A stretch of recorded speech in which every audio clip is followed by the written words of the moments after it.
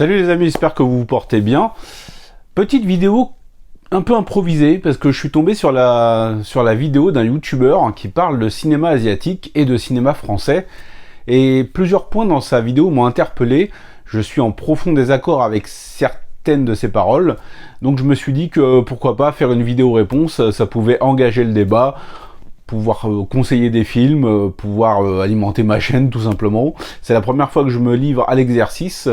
Alors je précise que je ne connaissais pas du tout ce youtubeur, il s'appelle MadMat.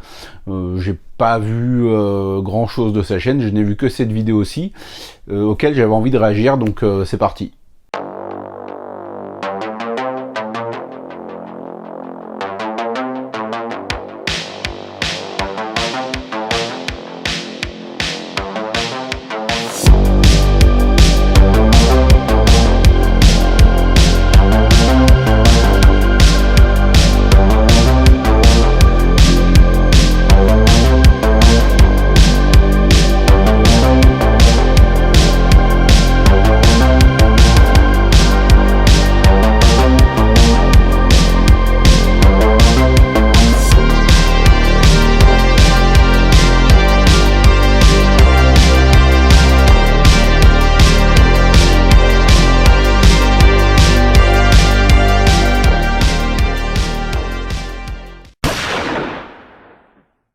Sa vidéo fait environ 25 minutes, j'ai bien évidemment fait des coupes pour sélectionner les passages auxquels j'avais envie de réagir.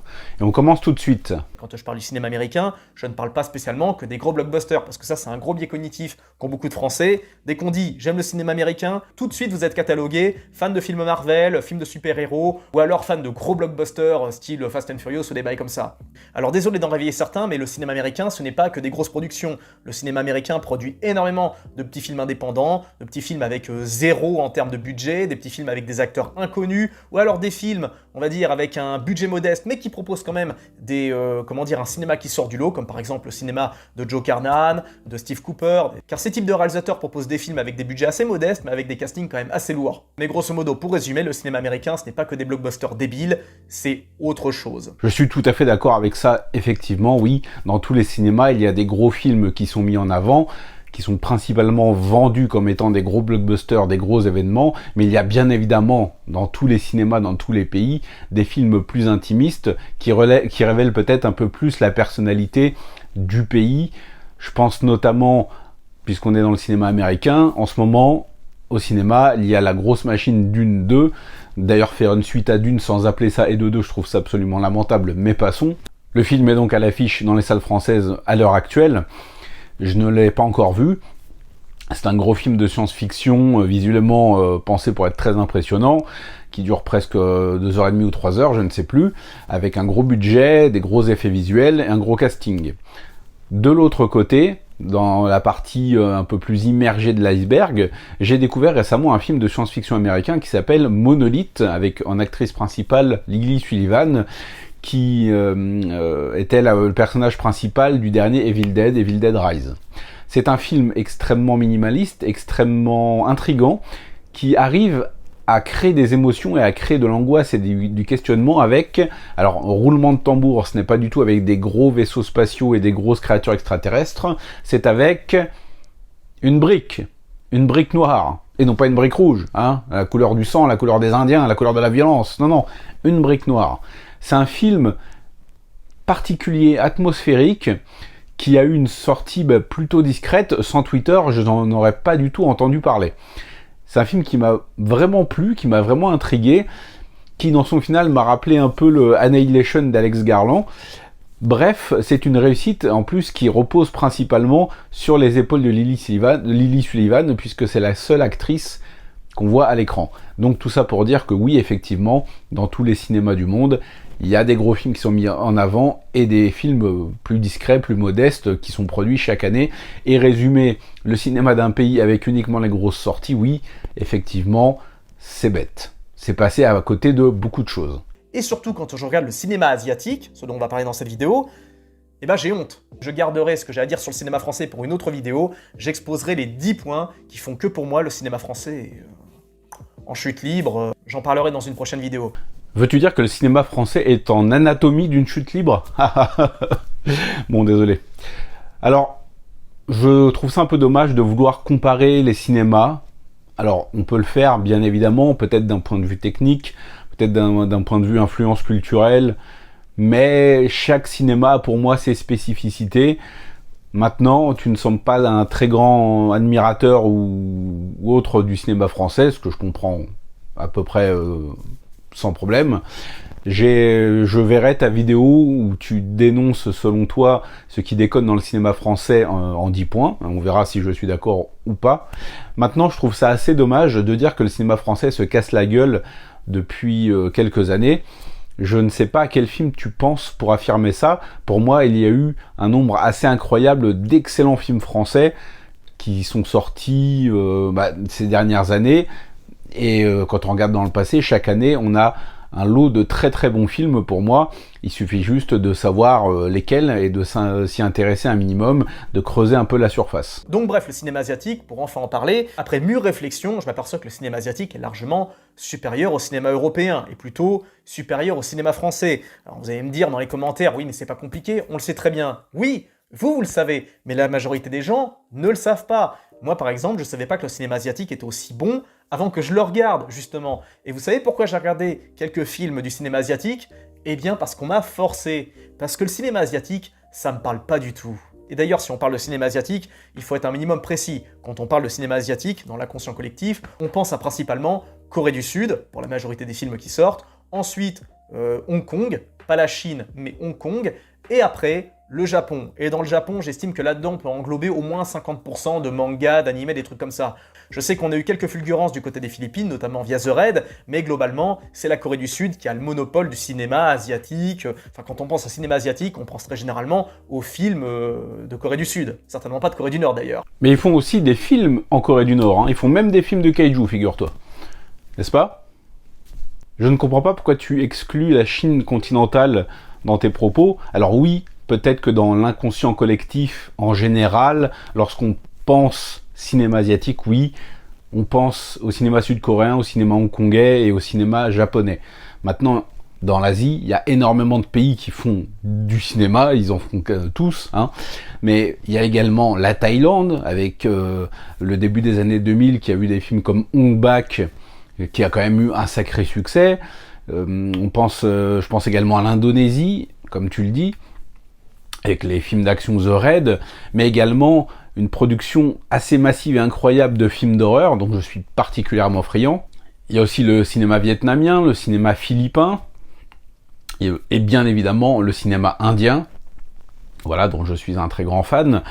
Le cinéma de Chine continentale, avec en ce moment, ces dernières années, on va dire, l'expansion véritablement hallucinante du genre du DTV, un genre qu'on voit progresser de film en film et dont je suis personnellement l'évolution avec une grande attention.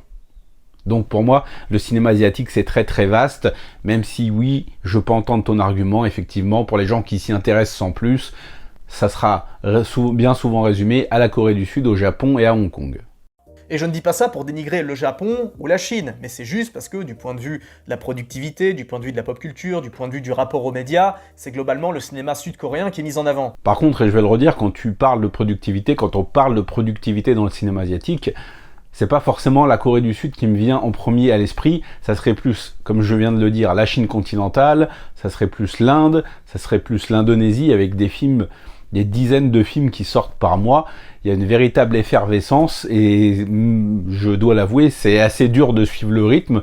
Parce si on n'est pas aux aguets, on perd assez vite le rythme et on se retrouve assez vite submergé par les films, ce qui est mon cas. Et c'est pour ça que j'ai envie d'insister là-dessus, parce que l'Asie, c'est pas juste la Chine, c'est pas juste la Corée ou le Japon. C'est quand même très grand l'Asie et on peut y incorporer par exemple le Moyen-Orient. Pourtant, on connaît absolument rien du cinéma du Moyen-Orient, même s'ils produisent des œuvres de top qualité. Pour moi, le seul bémol dans le cinéma asiatique, c'est le cinéma indien qu'on nous avait vendu, je me rappelle, il y a à peu près 2 ans, comme le cinéma qui allait terrasser Hollywood, le cinéma européen, le cinéma coréen. Tous les youtubeurs ciné expliquaient que le cinéma indien c'était l'avenir, Bollywood allait devenir le nouvel Hollywood, etc. Que RRRR allait casser la baraque, allait devenir le plus gros succès mondial. Bon bah écoutez, on a eu le résultat. Non, c'est pas arrivé. Le cinéma indien est beaucoup trop marqué culturellement pour s'ouvrir au monde. C'est beaucoup trop... En fait, c'est beaucoup trop. Moi, personnellement, le cinéma indien, je ne peux pas. Il y a trop de comédie musicale, il y a trop d'action, il y a trop de chansons, il y a trop de couleurs, il y a trop de...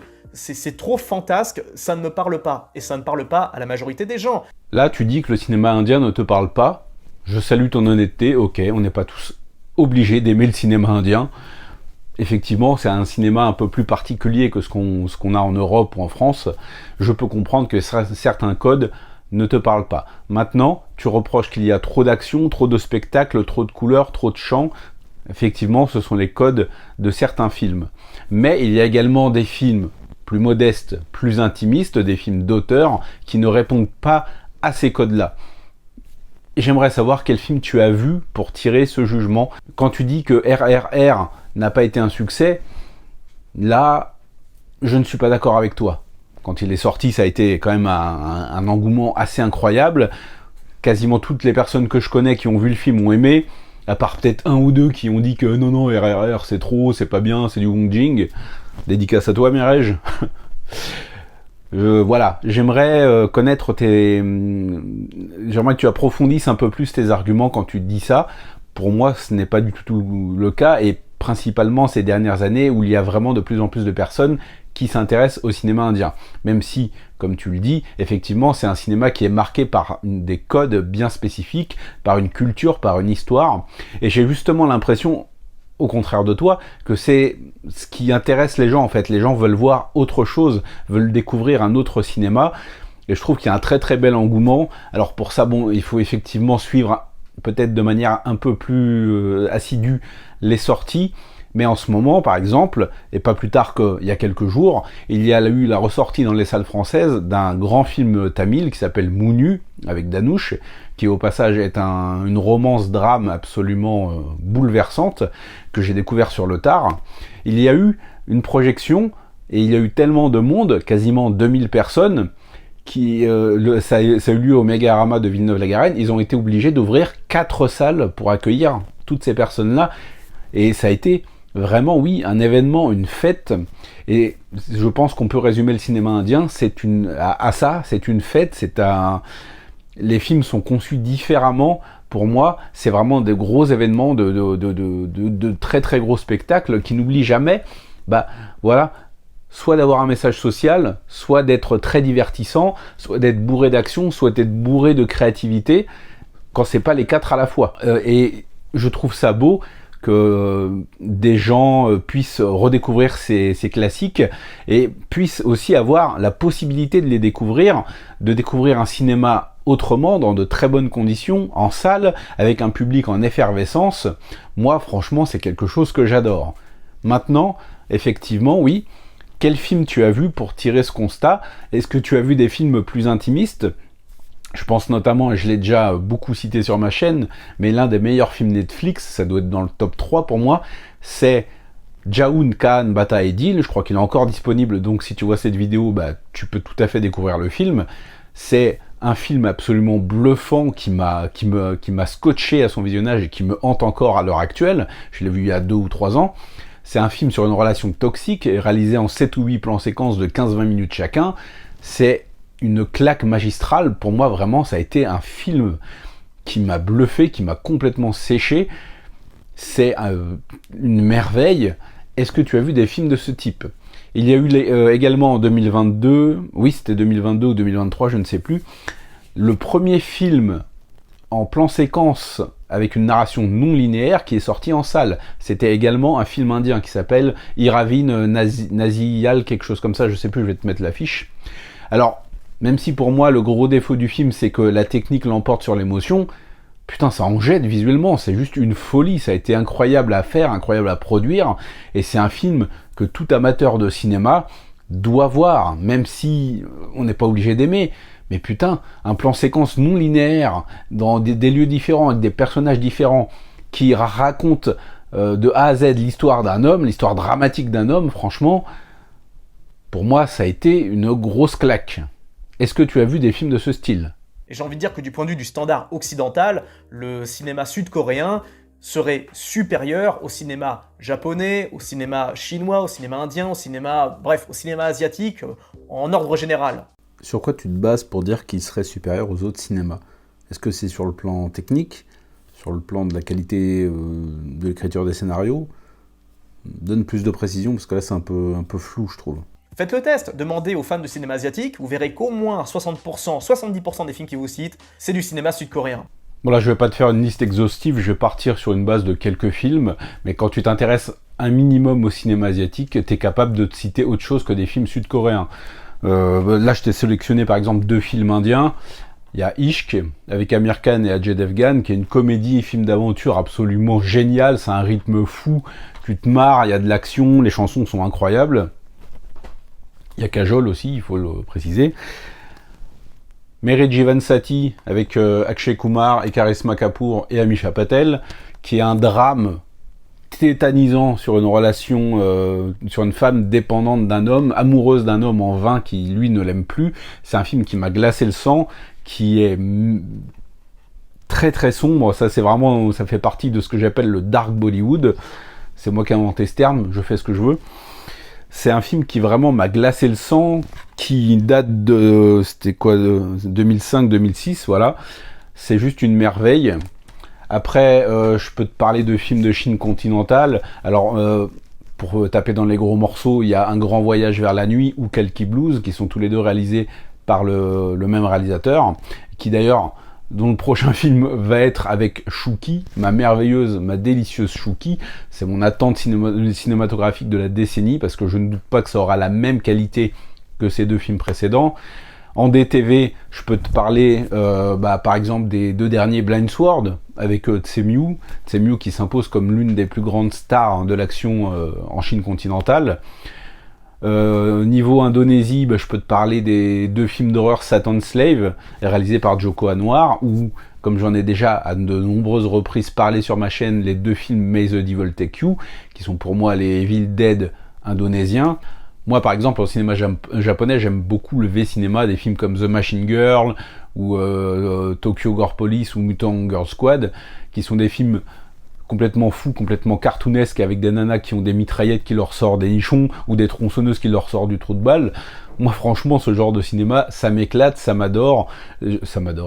Ça m'éclate, j'adore, c'est varié, c'est fun, ça se prend pas au sérieux, mais ça arrive à avoir plus de qualité technique et plus de qualité cinématographique que pas mal de trucs américains à gros budget. Donc parler aussi de cinéma vietnamien, avec par exemple un film que je n'ai pas encore vu, mais qui a très bonne réputation et qui me fait très envie, L'Arbre au papillon d'or, que je n'ai pas encore vu. Voilà, suffit de t'intéresser, si tu t'intéresses un minimum, tu sauras citer autre chose que du cinéma sud-coréen. Et ça ne veut pas dire que je n'aime pas énormément de films dans le cinéma sud-coréen.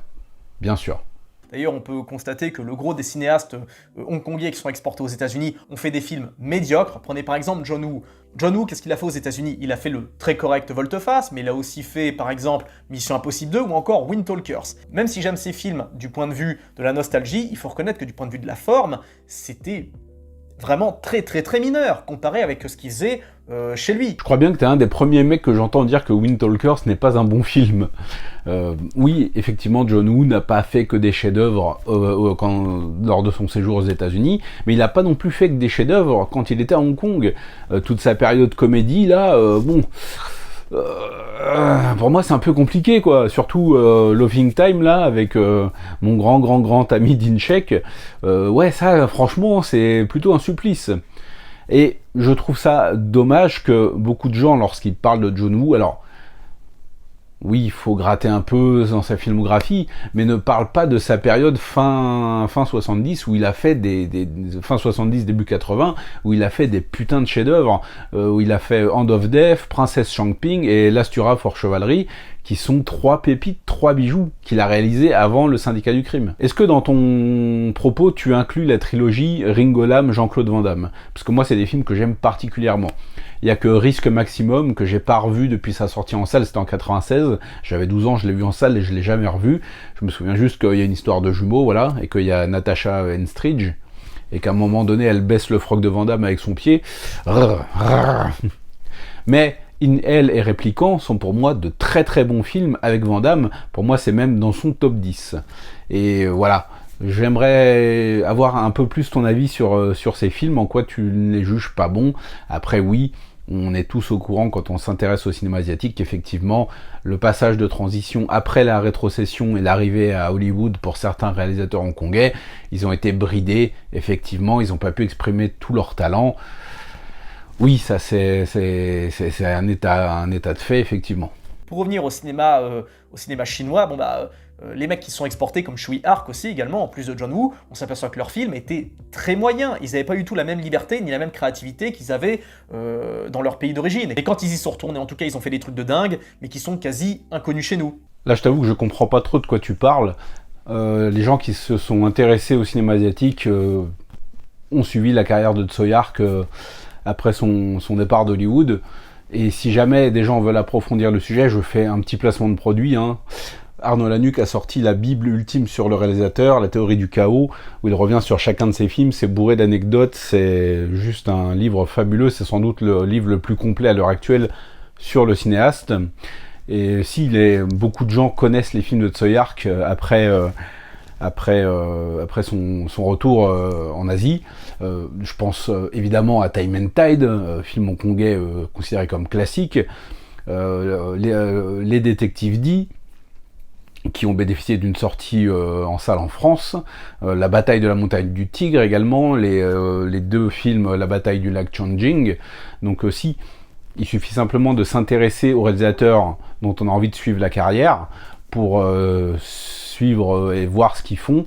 Et pas mal de films ont justement été édités en France chez nous en support physique. Donc là, je t'avoue que je comprends pas trop ce que tu dis. Le cinéma japonais est lui aussi accessible, mais mine de rien, les codes sont là aussi très marqués. Et à ça, vous pouvez ajouter 50% d'animes et de mangas au moins. On peut également mettre en avant le fait que ces films soient mal exportés, soient mal diffusés. Par exemple, le dernier Godzilla, qui est juste une dinguerie en termes d'effets spéciaux, c'est juste une folie. Pourquoi ce film n'a pas été plus mis en avant? Pourquoi, quand il est sorti, ce film est resté, je crois, que 3-4 jours dans les cinémas? Après, il a été retiré, il a été remis. Mais qu'est-ce que c'est que ce cirque? Pourquoi c'est comme ça? Comment ça se fait que des films américains complètement débiles arrivent à rester des semaines à l'affiche, que des films que parfois personne ne va voir? Mais arrête, frérot, arrête, s'il te plaît. Quand il y a un film de merde, la majorité du YouTube Game saute dessus pour dire que c'est de la merde. Surprise, évidemment. Alors je comprends, certains gagnent leur vie avec YouTube, ils ont réussi à gruger l'algorithme, ils gagnent je ne sais pas combien d'euros par vidéo, donc forcément ils bombardent, ils s'intéressent à tous les films merdiques, parce que voir quelqu'un défoncer un film en vidéo, c'est drôle, ça fait des vues, voilà, c'est un business, limite je comprends. Maintenant, c'est aussi au public d'être un peu plus exigeant, de ne pas forcément cliquer sur la 140e vidéo sur Terminator ou sur le 33e live sur la carrière de Schwarzenegger. Voilà. Qu'est-ce qu'on a à dire encore sur les gros films qu'on a tous vus et qu'on a tous poncés 15 000 fois? Franchement, je comprends pas comment des gens peuvent faire, et surtout je comprends pas comment des gens peuvent trouver un intérêt à regarder une vidéo d'1 heure où on va te dire que Jurassic World 3 c'est de la merde, ou que Star Wars 8 c'est le pire Star Wars, sans blague, ou faire des vidéos sur l'actu de Disney. Alors ça je comprends pas, mais ça intéresse qui? Disney? Ça intéresse qui? Disney, la politique de cinéma de Disney, ça intéresse qui? Honnêtement, moi j'avoue que je comprends pas les reviews épisode par épisode de The Walking Dead et tout. Il y en a tellement qui le font. Alors, ok, une fois de temps en temps, tu peux taper sur un film, ça fait rire, ça détend, pourquoi pas. Mais si la majorité de ta chaîne c'est composé que de ça, franchement, je trouve ça un peu dommage, vu tout le nombre de films qu'on a à découvrir, vu tout le nombre de films qui sortent par an, par pays. C'est une infinité d'œuvres à découvrir et toujours revenir sur les gros classiques en boucle. C'est épuisant, c'est une boucle infinie qui ne s'arrête jamais. Et je comprends pas comment on peut encore y trouver de l'inspiration ou encore des trucs à dire. Tout le monde a poncé les Schwarzenegger, les Stallone, les Jurassic Park, les Star Wars. Et voilà, je pense que je suis un peu trop vieux peut-être et un peu trop dépassé par ça. Mais c'est une des raisons qui me fait m'éloigner de plus en plus du YouTube Ciné Game, c'est la redondance. Alors évidemment, bien sûr, tout le monde ne fait pas ça. Je pense notamment à des gens qui me sont proches comme Beau Parleur, comme Mister Cult, comme Le Voyageur du cinéma, comme bien évidemment mon frérot Max Pereira. Je pense aussi à des gens qui font vraiment des trucs intéressants comme Intercut, comme Game Focus. Voilà. Évidemment qu'il y a des petites entre guillemets des petites chaînes qui sont intéressantes, mais la majorité sont quand même étouffées par des grosses chaînes qui brassent la même chose en boucle. Et ouais, c'est un côté frustrant.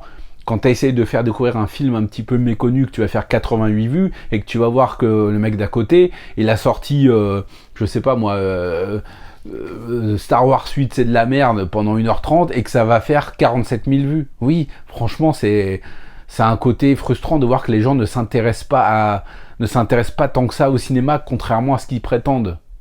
Mais encore une fois, quand on pense à cinéma asiatique, on pense principalement à cinéma style Corée du Sud. Je sais que le cinéma japonais produit d'excellents films, j'adore par exemple le style de Takeshi Kitano, mais c'est pas un style qui parle à grand monde. Ils ont aussi beaucoup de cinéastes assez borderline, comme par exemple Takeshi Miike, qui fait des films vraiment particuliers. Et bon bah ça parle pas à tout le monde. Et le gros du cinéma japonais, mine de rien, parle pas à tout le monde non plus, parce que les codes sont très marqués. Et le truc, c'est que quand on pense à cinéma asiatique, bah, je suis désolé, on pense à cinéma coréen. Et par exemple, si je vous dis Squid Game, si je vous dis Old Boy, si je vous dis The Host, si je vous dis Parasite, The Chaser, bah tout ça c'est des films coréens. Et si je vous demande de me sortir 20 films asiatiques, plus de la moitié d'entre eux, ce sont des films sud-coréens. Mais sur quoi tu te bases en fait pour affirmer avec autant d'assurance que le cinéma japonais ne parle pas à tout le monde ou parle à très peu de personnes? Parce que j'ai plutôt l'impression, moi, au contraire, que le cinéma japonais regorge de pépites qui intéressent beaucoup les gens. Et après, tu nous redis qu'on serait incapable de citer 20 films sans que la moitié ne soit sud-coréen. Mais encore une fois, je ne sais pas sur quoi tu te bases pour affirmer ça. Je t'ai prouvé il y a quelques minutes que vous pouvez te sortir plein de films non sud-coréens à partir du moment où tu t'intéresses au cinéma asiatique en général. Donc je sais pas trop pourquoi tu affirmes ça avec autant d'assurance. Sur quelle étude tu te bases? Est-ce qu'il y a eu des sondages? Est-ce qu'il y a eu des... Je sais pas du tout sur quoi tu te bases. Et j'estime que c'est dans le cinéma sud-coréen qu'on trouve ce qu'on ne trouve plus dans le cinéma américain et dans le cinéma européen, plutôt le cinéma français. Et je précise que même si je suis américanisé jusqu'à l'os et que je préfère largement le cinéma américain au reste du cinéma mondial, eh ben je reconnais que le gros des films sud-coréens que j'ai vus, c'était de grosses dingueries, des films inoubliables. Dernier train pour Busan, The Chaser, Limbo, Parasite, ça c'est des films ultra marquants. Alors Limbo, c'est pas un film sud-coréen, c'est un film hongkongais réalisé par Soi Chang. Un très bon film, soit dit au passage. Par exemple, pour moi, le seul film qui méritait largement sa Palme d'Or sur les 10 dernières années, c'était Parasite. Ce film est intemporel et quelque part, je suis fier qu'on lui ait refourgué la Palme d'Or, quoi. C'est incomparable avec les dernières productions qu'on a vues. Par exemple, osez me dire que Parasite est moins bon qu'Anatomie d'une chute. C'est une plaisanterie. Anatomie d'une chute, qu'importe les récompenses, qu'importe le battage médiatique, il a disparu dans 6 mois. Mais pourquoi s'évertuer à comparer les deux? Pourquoi est-ce qu'on serait pas capable d'apprécier Parasite d'un côté et Anatomie d'une chute de l'autre? Pourquoi vouloir opposer les deux films?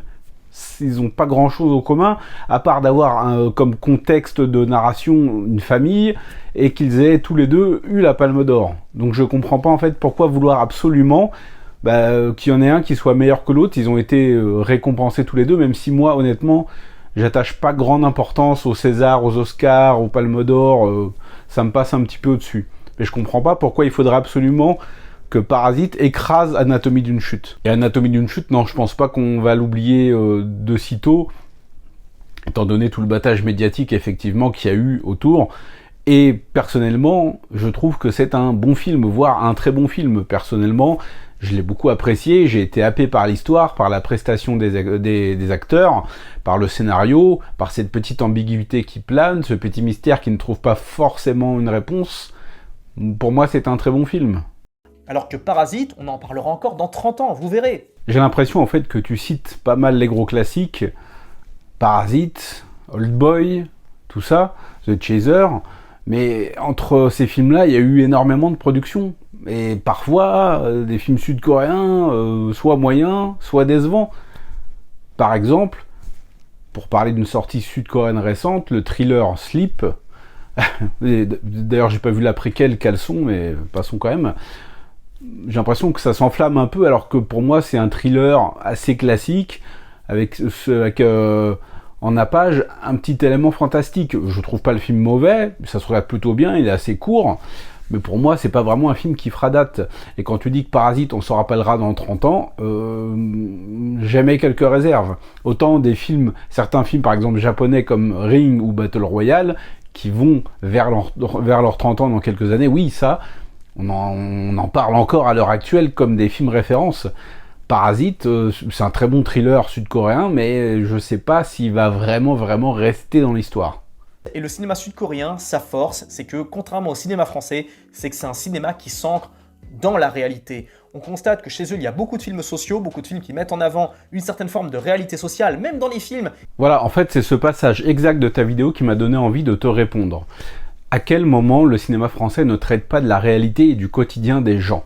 Je ne sais pas encore une fois quel film tu regardes ou quel film tu n'as pas vu pour affirmer ça, mais il y a tellement de films français qui parlent avec brio, avec justesse, avec naturalisme du quotidien des gens. Je sais même pas combien il y en a, combien il y en a eu, combien il y en aura, mais le cinéma français parle du quotidien des gens, bien sûr. Je peux te citer quelques films en vrac comme ça que j'ai aimés. Par exemple, avec Adèle Exarchopoulos, le film Rien à foutre, qui nous raconte l'histoire d'une jeune femme, d'une jeune hôtesse de l'air, son quotidien, son parcours professionnel, son parcours personnel, puisqu'elle vit un deuil. Ça dépeint avec une très grande justesse et au détour de très belles scènes une personne normale, assez banale même, et on nous montre son quotidien avec beaucoup de talent, beaucoup d'émotion, une émotion assez contenue, mais c'est un film qui vraiment m'a beaucoup marqué.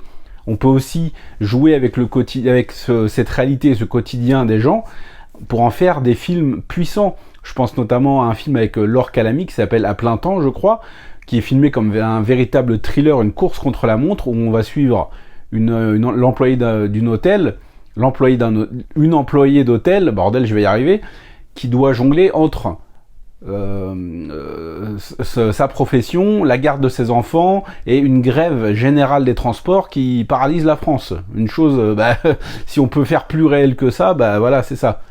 Après, il y a aussi des films très récents, qui parlent du quotidien, qui s'intéressent aux gens, à leur histoire, leur quotidien, leur traumatisme. Je pense notamment à un film que j'ai énormément apprécié, qui m'a vraiment beaucoup touché, Je verrai toujours vos visages, où on retrouve encore une fois Adèle Exarchopoulos, Oui, je suis amoureux d'elle et tu vas rien faire. C'est un film qui capte des petits moments vraiment très touchants, des moments de confession, des moments de colère, des moments de doute, des moments où on essaye de se reconstruire, et ça parle de la normalité, du quotidien des gens. Je comprends pas comment tu peux affirmer que seul le cinéma sud-coréen arrive à faire ça.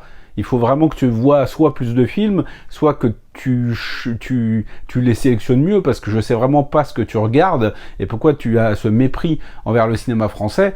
Il y a des tas d'exemples où on parle du quotidien et de la réalité des gens. Et pour moi, c'est un style de film qui me parle de plus en plus. Concernant Parasite, je vous mets au défi de trouver un film français à avoir le même niveau d'intelligence, à avoir le même niveau de maîtrise, à avoir le même niveau de message, le même niveau, enfin la même profondeur. Eh bien, je relève ton défi. Je ne t'ai pas seulement trouvé un film, je t'en ai trouvé deux, plutôt récents. Seules les bêtes, sorti en 2019, la même année que Parasite, que tu aimes tant. Un film choral qui nous raconte le destin tragique de plusieurs personnages, avec une intelligence, une émotion et une maîtrise qui, moi, m'ont coupé le souffle. C'est vraiment un putain de film. Je crois que c'est adapté d'un roman, il me semble. C'est un film de Dominique Moll, et c'est un pur chef-d'œuvre. Il est bouleversant, il est, comme je l'ai dit, d'une maîtrise technique et d'une maîtrise narrative qui m'ont décroché la mâchoire. C'est un chef-d'œuvre. Deuxième film, sorti il n'y a pas très longtemps, Les 5 Diables. Avec encore une fois, oui, Adèle Exarchopoulos, je t'ai dit que t'allais rien faire et que j'étais amoureux. Un drame, mais qui met aussi en avant la vie de gens normaux, qui ne font rien de particulier, qui ont vu un événement dramatique leur arriver, et qui va cimenter leur histoire et leur relation future, et même passée. Avec très très peu de moyens, on déclenche une émotion et une beauté qui, moi, m'ont sidéré. Ça a été un de mes plus gros coups de cœur de ces dernières années. Je t'invite à voir ces deux films, franchement, ce sont des bijoux. Le cinéma sud-coréen, leur force à eux, c'est qu'ils sont capables à la fois de se réinventer tout en restant, on va dire, traditionnels, mais sans être dans une espèce de forme de traditionnalisme ultra ancré, ultra, on va dire, Enfin, j'ai pas les mots, mais par exemple, on a ça dans le cinéma chinois, le cinéma indien, le cinéma japonais, ils ont une identité qui est ultra marquée. Les Coréens du Sud, ils arrivent quand même quelque part, mine de rien, à s'effacer un petit peu pour rendre leurs films abordables au reste du monde. Ils soignent leur esthétique, leur photographie. J'ai pas vu un seul film qui était vraiment foiré au niveau de la photographie. Je sais pas où est-ce qu'ils vont les chercher, leurs mecs, mais en tout cas, ils font du super boulot quand ils tiennent une caméra. Par exemple, Old Boy de 2004. Ok, l'ambiance est super poisseuse, super toxique. Pour autant, esthétiquement, c'est super propre. Ça n'a pas vieilli. Et on parle d'un film de 2004. Quand tu dis que techniquement les Sud-Coréens sont très forts, oui, je suis tout à fait d'accord avec toi. En effet, au niveau de la réalisation, au niveau de la composition des plans et au niveau surtout de la lumière et de la photographie, effectivement, voir un film sud-coréen dégueulasse, entre guillemets, c'est très très rare. Effectivement, je te rejoins là-dessus, ils sont très forts. Un film globalement qui s'adresse à un public de niche, souvent un public de vieux, c'est pas un film qui parle à grand monde. Le problème du cinéma français, c'est que plutôt que de produire de la qualité, on produit de la quantité. Des films pour élitistes ou des films pour les vieux, carrément? Non mais mec, là, faut arrêter de dire n'importe quoi, franchement. Je comprends pas sur quoi tu te bases, et j'ai l'impression que tes arguments sont un peu faiblards pour juste affirmer que c'est des films pour élitistes ou pour les vieux. Et ça veut dire quoi un film pour les vieux? Un film que tu pourrais apprécier que quand t'as 70 ou 80 ans? Or, dans le cinéma asiatique et le cinéma sud-coréen, contrairement à ce qu'on croit, ils produisent pas en termes de quantité, ils produisent en termes de qualité. Ils mettent toutes leurs billes sur 1, 2, 3 films, mais ils font en sorte que ces films reçoivent des notes style 8, 9, 10 sur 10. Alors je crois que j'ai déjà répondu à cet argument précédemment, mais non, la Chine ne mise pas sur des très gros films, 2 ou 3. Ça produit énormément, notamment dans le monde du DTV, comme je l'ai dit. Si tu sais pas ce que c'est qu'un DTV, bon, c'est un direct to vidéo. C'est des films qui sont parfois destinés juste au marché de la vidéo, ou même des films destinés au marché des plateformes, comme iQIYI ou les plateformes sur YouTube, Youku par exemple. Voilà, Youku, oui, je sais. Mais non, il y a une production très intensive. Alors oui, certes, il y a des très très gros films, notamment on a eu ces dernières semaines Creation of the God qui est sorti dans les salles françaises, mais il y a beaucoup de films très chargés, des gros blockbusters qui sortent, et aussi des petits films, des drames, des films d'action, des films de kung-fu. Là en ce moment, la Chine, ça bouillonne, ça n'arrête pas. Et d'ailleurs, je crois qu'il est peut-être encore en salle dans certaines villes, certains cinémas. Le Royaume des Abysses, c'est un chef-d'œuvre de l'animation chinoise. Ça retranscrit avec un brio assez incroyable justement cette vie fourmillante qu'il y a en Chine, cette énergie, ça déborde de détails, de couleurs, on ne sait plus où donner de la tête. Et surtout, on a le ciment de ce qui fait beaucoup de récits et de films en Chine, à savoir la famille. Voilà. Donc en Chine, comme en Corée, comme en France, bien souvent, on parle aux gens en cimentant les récits avec la base de la vie de beaucoup de personnes, à savoir la famille. Donc on sait faire des films sociaux un peu partout. Et c'est pas réservé du tout au cinéma de Corée du Sud. Parce que le cinéma français, c'est un jour sans fin. Une fois que vous avez eu 10 films français, vous avez tout vu, quoi. Là, pour le coup, je trouve que tu fais preuve d'un peu d'étroitesse d'esprit. Non, quand on a vu 10 films français, on n'a pas tout vu. On en est très très loin. Il y a vraiment un peu de tout. On a des drames, on a des comédies, on a des romances, on a des films d'horreur. Je sais pas, il y a une production tellement riche et variée que dire ça, c'est vraiment très réducteur. Je sais plus quoi te dire là, parce que j'ai l'impression que tu es assez fermé sur le cinéma français, ce que je trouve dommage. Et vraiment, je peux que t'inviter à peut-être voir les films dont j'ai parlé dans cette vidéo, pour peut-être voir les choses sous un angle différent. Alors vous allez me dire, oui mais en France on est capable de faire des films sociaux. Non mais les gars, aux films sociaux, tout le monde s'en fout, tout le monde s'en bat les couilles, je suis désolé. Mais encore une fois mon gars, tu généralises. Tu t'en bats les couilles de ces films-là. Pourquoi tu généralises? Moi je ne m'en bats pas les couilles. Beaucoup de gens vont voir ces films-là.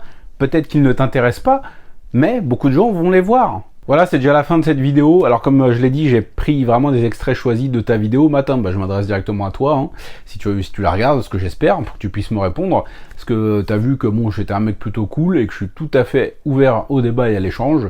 Donc n'hésite pas à me répondre ou à faire une vidéo réponse à ma vidéo réponse.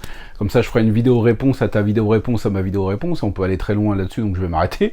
C'est plutôt sympa de répondre à des choses qu'on entend et à ouvrir le débat. Voilà, rien de particulier en plus à rajouter.